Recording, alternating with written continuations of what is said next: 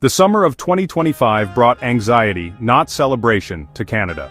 What should have been a season of festivals, family gatherings, and outdoor joy was instead marked by a growing sense of dread. Across the country, people felt a tension in the air, an unease that was impossible to ignore. The cause was clear and sudden. The United States, under a revived America First policy, slapped a crippling 35% tariff on all Canadian goods. The news broke like a thunderclap, dominating headlines and sparking heated debates in homes and offices alike. This was no minor dispute, it was an economic shockwave that shattered the dream of a stable, integrated North American economy. Factories that had run for decades ground to a halt overnight, and the hum of industry was replaced by silence. The tariff instantly halted commerce, disrupting daily life and plunging the country into crisis. Store shelves emptied as supply chains broke down, and everyday routines were upended as uncertainty spread. Headlines turned grim, forecasting recession and mass layoffs, while a sense of betrayal swept the nation. The economic pain was immediate, but the emotional shock ran even deeper. For decades, Canada's prosperity had rested on its relationship with the U.S. Now, that foundation was gone. The border, once a symbol of partnership, became a barrier overnight, and the trust built over generations seemed to vanish in an instant.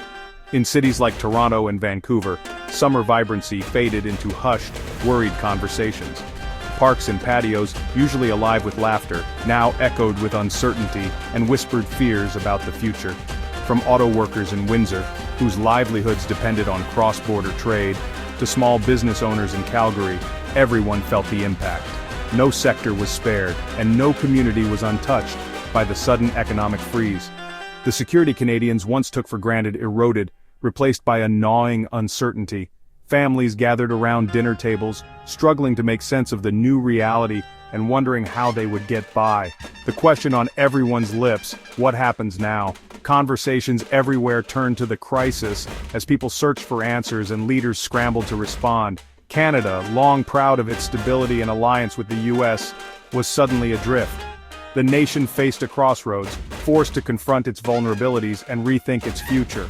The crisis had begun, and its true impact was only starting to be felt.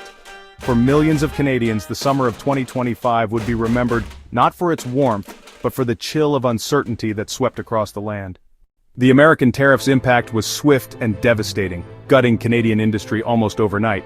What had once been a thriving network of factories and businesses was suddenly thrown into chaos as the economic lifeblood of entire regions was cut off. In Ontario and Quebec, factories that powered entire towns fell silent, triggering mass layoffs and a domino effect of closures. Families who had relied on steady paychecks for generations now faced an uncertain future as communities built around industry began to unravel.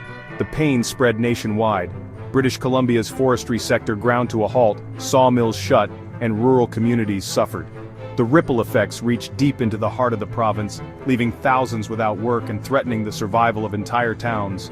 On the prairies, farmers with full silos faced blocked exports, unable to move their harvest to market. The sense of helplessness grew as crops sat unsold and the financial strain mounted with each passing week.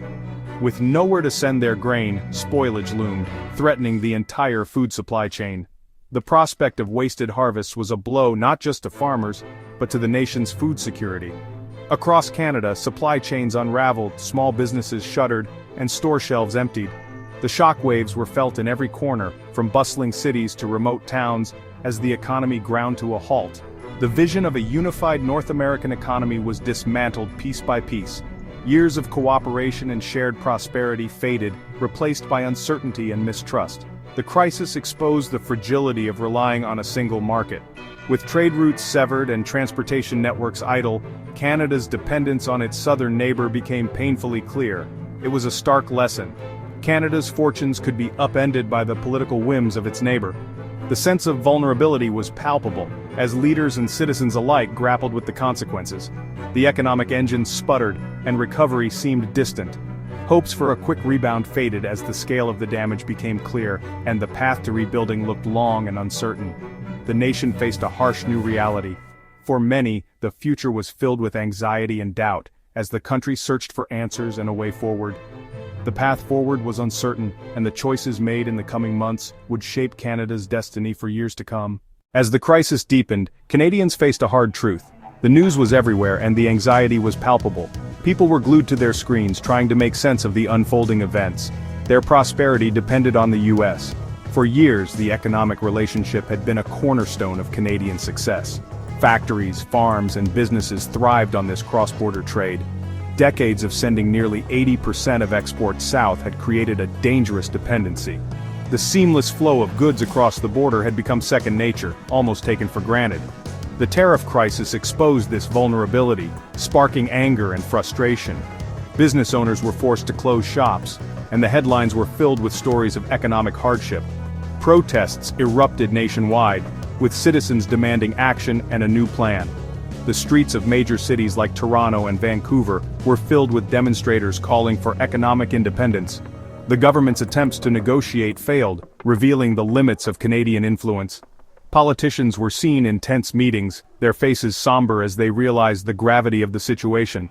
Public faith in Ottawa wavered, and calls for a radical new direction grew. Conversations in coffee shops and public spaces turned to the need for a drastic change in policy. The crisis shattered the assumption that the US would always be a reliable partner. The sight of torn flags and closed businesses was a stark reminder of this harsh reality. The demand for change became mainstream. Canada needed to diversify or risk repeating this pain. Town hall meetings and public forums were filled with discussions on new trade plans and the urgent need to diversify. The conversation shifted from repairing old ties to building a future free from such vulnerability. Business leaders and policymakers brainstormed ways to connect with new global partners. The search for new allies and markets became a matter of survival. Cargo ships set sail for new destinations, and new alliances were forged, marking the beginning of a new chapter in Canada's economic story. Under immense pressure, Ottawa scrambled for solutions. Diplomatic appeals to Washington failed, forcing a pivot to trade diversification. Emergency consultations led to a consensus. Canada must seek new partners. Missions were dispatched to Europe, Asia, and South America, and existing trade deals were re-examined. Yet these markets couldn't quickly replace lost US trade. Time was running out for struggling businesses and workers. A more radical idea emerged, engaging directly with rising economic powers. The BRICS Bloc, once unthinkable for Canada, became a serious option. The government faced a crossroads that could redefine the nation's future. The BRICS Bloc, once a fledgling alliance, had become a global heavyweight.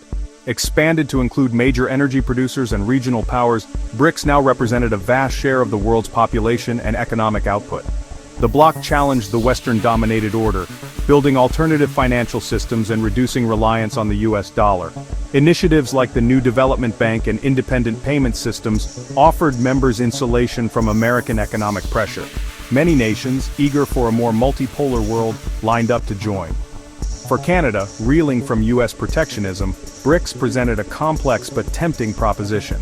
The bloc offered access to massive, fast-growing markets and a chance to reduce Western dependence. BRICS was evolving into a coherent force with a clear agenda. The question, could Canada be part of this historic shift? Proponents argued that joining BRICS was pragmatic self-preservation. The bloc could shield Canada from future US economic shocks and open doors to vast new markets. For struggling farmers and businesses, access to billions of consumers in China, India, and beyond was a lifeline. Supporters, including Prime Minister Carney, framed it as necessary diversification, not an ideological shift. The goal: restore economic autonomy and ensure long-term prosperity. BRICS membership could attract new investment, fund infrastructure, and create jobs. It was a chance to build a balanced portfolio of trade relationships. The world was becoming multipolar, and Canada needed to adapt. Engaging with the Global South could secure prosperity and influence. For supporters, joining BRICS was a bold step toward reclaiming Canada's economic destiny. The BRICS proposal faced fierce opposition and warnings of potentially dire consequences for Canada's future. The biggest risk was clear: certain US retaliation, possibly leading to a total breakdown in relations between the two countries. Critics argued that aligning with BRICS could isolate Canada from its closest ally and traditional partners in the West. Ethical concerns loomed. Joining a bloc with authoritarian regimes clashed with Canada's core democratic values. There was a real danger of trading one dependency for another, this time on China's growing influence. Internal rivalries within BRICS raised serious doubts about its long-term stability. Canada risked losing policy autonomy and being drawn into disputes unrelated to its own interests. Opponents saw the move as a betrayal of Canada's identity as a proud Western democracy. The debate ultimately became a choice between short-term relief and long-term principles for the nation. The debate over BRICS was about more than trade. It was about Canada's identity and future. The American tariff forced a national reckoning, reaffirm old alliances or embrace a new uncertain world. One side argued for sticking with the West even at economic cost to uphold democratic values. The other saw a chance for independence and relevance in a changing world. For them, joining BRICS was pragmatic, not a betrayal. Canada stood at a crossroads, its choice set to define generations. Would it remain a steadfast Western ally or pivot toward the global South? The decision was about sovereignty, identity, and legacy. As summer wore on, the weight of this choice pressed on the nation. The world watched to see which way Canada would turn.